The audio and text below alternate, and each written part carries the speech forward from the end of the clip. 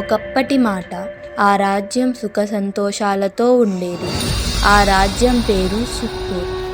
ఆ రాజ్యపు రాజు పేరు రాజా ఆదిత్యనాథ్. రాజు చాలా తెలివైన అతను, బుద్ధిమంతుడు, ప్రజల పట్ల దయాగుణంతో ఉండేవాడు. రాజా ఆదిత్యనాథ్కి యువరాజు కిరణ్, యువరాణి సీత ఇద్దరు సంతానం ఉండేవారు. ఈ ఇద్దరు ఎప్పుడూ ఒకరికొకరు గొడవపడేవారు. మహారాజు ఆదిత్యనాథ్ మనసు ఎప్పుడూ దిగులుతో ఉండేది. తన ఇద్దరు బిడ్డలు ఎప్పుడు చూసినా గొడవపడుతూ ఉండేవారు. వాళ్ళ ప్రవర్తన ఎలా మార్చగలను అని ఆలోచిస్తూ ఉండేవారు. యువరాజు కిరణ్ మరియు యువరాణి సీత మనసులో ఎప్పుడూ ఉండేది, మా తండ్రి రాజు ఈ రాజ్యం మనది అంటూ ఉండేవారు. మంత్రి గారు రాజ్ కుమార్ కరణ్ మరియు రాజ్ కుమారి సీత, వీళ్లకు నేను ఎలా చెప్పను? వాళ్ళ ప్రవర్తన రోజు రోజుకి కఠినంగా మారుతుంది. అప్పుడే మహారాజా ఆదిత్యనాథ్ మనసులో ఒక ఆలోచన వస్తుంది. మంత్రిని పిలిచి, ఆ రాజ్ కుమార్ మరియు సీత వీళ్ళకి సరి అయిన గుణపాఠం చెప్పాలి.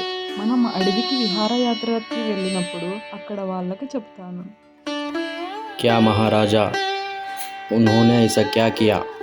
వీళ్ళ ప్రవర్తన రోజు రోజుకి చాలా భయం వేస్తుంది. రాజ్యం పరిస్థితి ఎలా ఉంటుంది? వాళ్ళ ప్రవర్తన వాళ్ళ స్నేహితులతో కూడా బాగలేదు.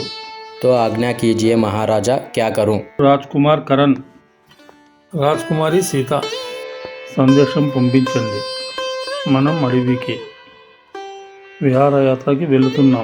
అక్కడ వాళ్లకు నేను చెప్తాను. మంత్రి ఆలోచిస్తూ, మహారాజా గారు వీళ్ళ ప్రవర్తన సరి అవ్వడానికి ఏం చేస్తారు అంటూ యువరాజు గదిలోకి వెళ్ళి ఇలా అంటాడు.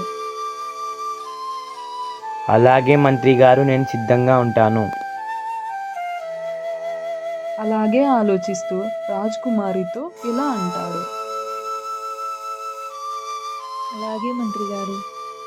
మరుసటి రోజు ఉదయం రాజా ఆదిత్యనాథ్ మరియు యువరాజ కిరణ్, యువరాణి సీత అందరూ విహారయాత్రకు బయలుదేరుతారు. అలా తిరుగుతూ తిరుగుతూ ఒక ప్రశాంతమైన చోటుకు చేరి ఒక చెట్టు కింద అందరూ కూర్చుంటారు. అప్పుడే రాజా ఆదిత్యనాథ్కి మనసులో ఇది సరి అయిన సమయం అనిపిస్తుంది. నేను ఈరోజు ఒక్క మాట చెప్పబోతున్నాను. మనసుతో జాగ్రత్తగా వినండి. చెప్పండి నాన్నగారు. నాన్నగారు, మాకు ఒక ఉదాహరణ ఇవ్వండి. రాజా ఆదిత్యనాథ్ వీళ్ళకి చెప్తాడు. ఒకప్పుడు ఒక పల్లెటూరిలో ఒక సాధువు ఉండేవాడు. ఆ సాధువు ఆ ఊరి ప్రజలతో చాలా సహాయం చేస్తూ వాళ్ళకి మంచి దారి చూపిస్తూ ఉండేవాడు. ఒకరోజు ఊర్లో పెద్ద తుఫాన్ వచ్చి ఆ ఊరిని నాశనం చేసేసింది. అప్పుడు ఆ ఊరిలో అన్ని ఇళ్ళు కూలిపోయాయి. ఆ ఊరి ప్రజలంతా చాలా దుఃఖంతో, బాధతో ఉంటారు.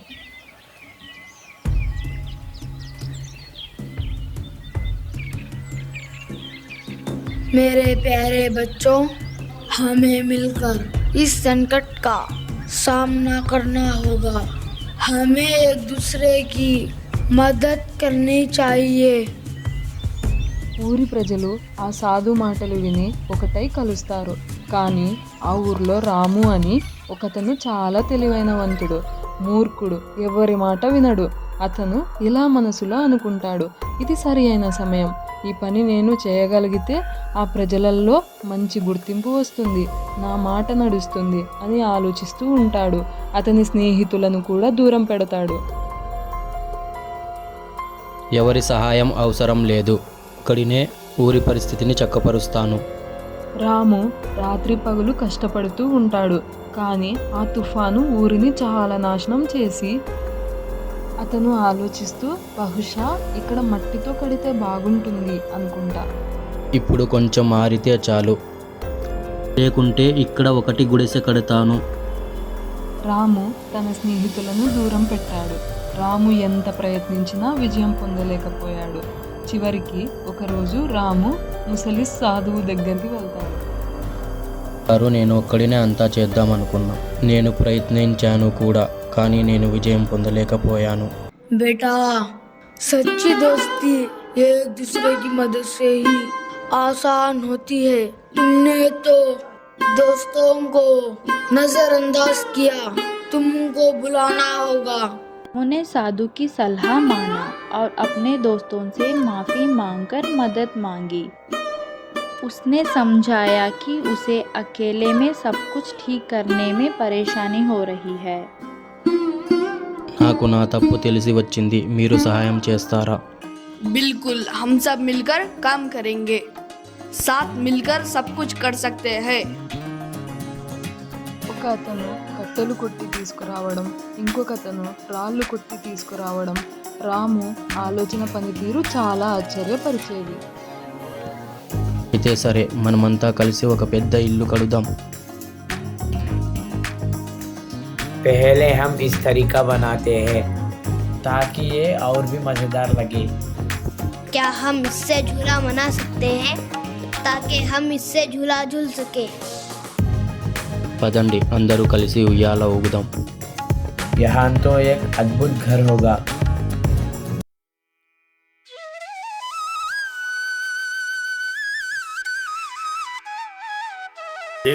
क्या कर दिखाया, काम किया तो तुमने। सबसे मज़ेदार घर बन चुका है। चलो यहाँ हम सब झूलने के मज़े ले सकते हैं। ఊరి ప్రజలందరూ రాము తెలివిని, అతని ఆలోచనలను అర్థం చేసుకోవడం వలన ఒక కొత్త రూపం వచ్చింది అని అంటారు. చూసారా పిల్లలు, ఈ కథతో మనకు అందరూ కలిసికట్టుగా ఒకటే పని చేస్తేనే విజయం సాధిస్తారు. చూడండి పిల్లలు, నిజమైన స్నేహం కష్టకాలంలో మనకు ఎల్లప్పుడూ ఒకరి ఇబ్బందుల్లో ఉన్నప్పుడు ఇంకొకరు తోడుగా ఉండి కష్టకాలంలో మనకు ధైర్యం చెప్పి తోడుగా ఉండడమే స్నేహం.